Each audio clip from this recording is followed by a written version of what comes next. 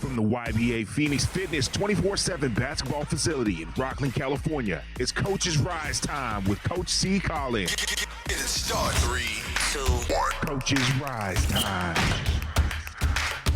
Hey, how you doing, man? It's here, Coach's Rize time. Talk a little bit of basketball, give you my perspective on a coach. I'm your host, Coach C.Collins. If you've been here since day one, you know who I am from About That Life Podcast. This is just a little spinoff show, my little thing where I try to give you some insight into the coaching world, into AAU basketball, how it all works, what to expect, things like that. And if this is your first time here, welcome. Appreciate you listening or watching if you're on YouTube. If you've been subscribing since day one, whether it be on the audio side or the visual side, hey, much appreciated. Thank you for your supporters. I'm trying to grow it little by little. If you guys could help me get to 200 subscribers, it'd be really greatly appreciated. You know, it's a small goal, but it's my goal, and I'm hoping to hit it. So like my man at the Poor Man's Podcast says, give me that HBO special, help a brother out. It'd be really appreciated. Quick update for those who are listening, because before I forgot to talk about this, we did the second session at Kansas City, went 2-2. We played the former champs. This is my UA team for those who've been following along, my 17U Under Armour Rize team, right?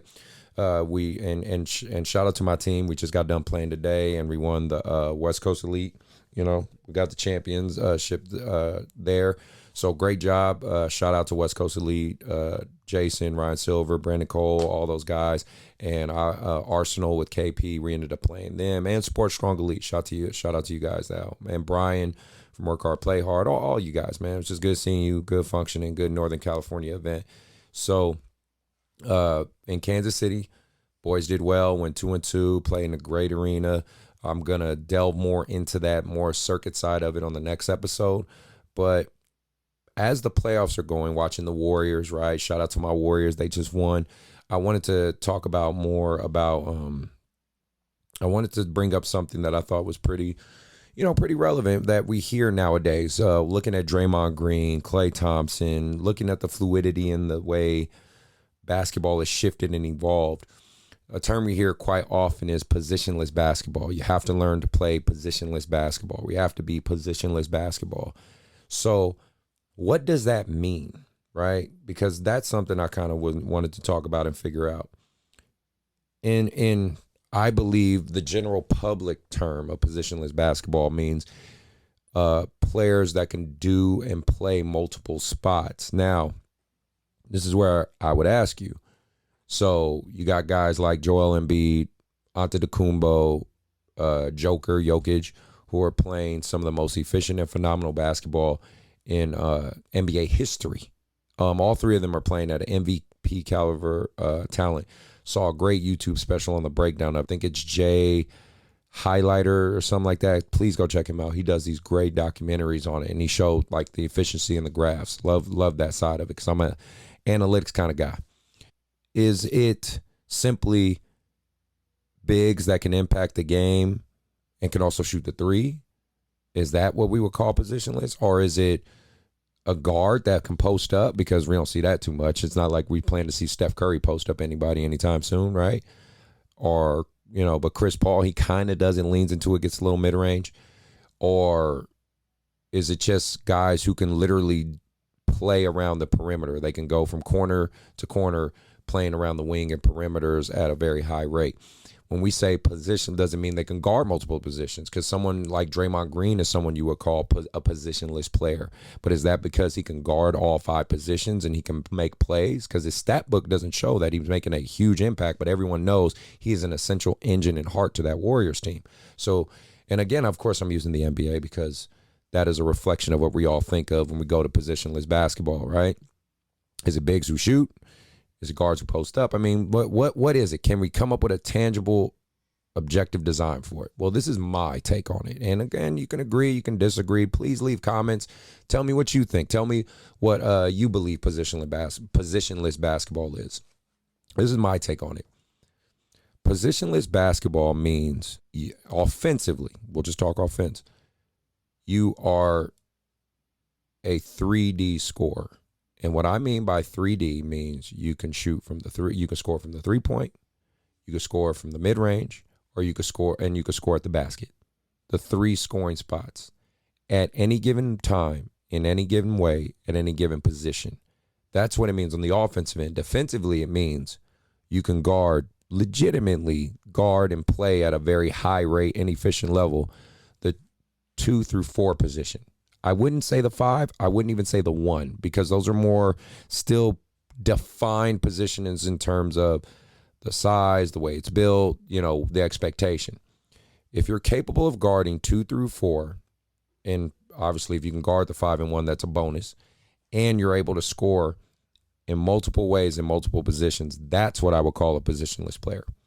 If you are a wing like a KD or LeBron, but you're capable of going back to the basket, shooting fadeaways and posting up and using footwork to get open. If you are Joel Embiid, where you can attack the basket relentlessly, but then you can go on when Harden attacks off of the pick and roll, you can pop and shoot and knock down a 3, or you can be a spot-up shooter like a 7-foot Brook Lopez. That's what makes you positionless, right? The way the game's geared, positionless players thrive. That's why I think a lot of college coaches, I think that's even why a lot of AAU coaches have kind of gone away from waiting for bigs to get good. They've kind of just said, you know what, fuck it, we're not going to keep waiting for these bigs. We're going to kind of go away from that, right? And we're going to just get a bunch of wings and guards, and that's what the games have evolved into. The MVP for at least, from what I can recall, for the past decade prior to Giannis and obviously Jokic getting the MVP was all dominated by guards. Hopefully my history's correct. I believe it's from like 2002. It was after Shaq's era basically. So it had to be like 2007 maybe, even somewhere 2004 to 2007 range onwards until Giannis got it not too long ago. It's been dominated by high-level guards. And so now we're starting to see kind of a gear towards the big man again. But these are not traditional big men. These are big men who can pass. These are big men who can shoot. My definition for a positionless basketball player means that you can score pretty much any single type of way, right, on the offensive end. But you can also guard, again, at minimum 3 positions, if not 4 to 5 on the defensive end, and guard them well. You can have great post defense all the way to great wing on-ball defense. And you're able to adapt to it very fast. Adaptation is the cornerstone of being a positionless player.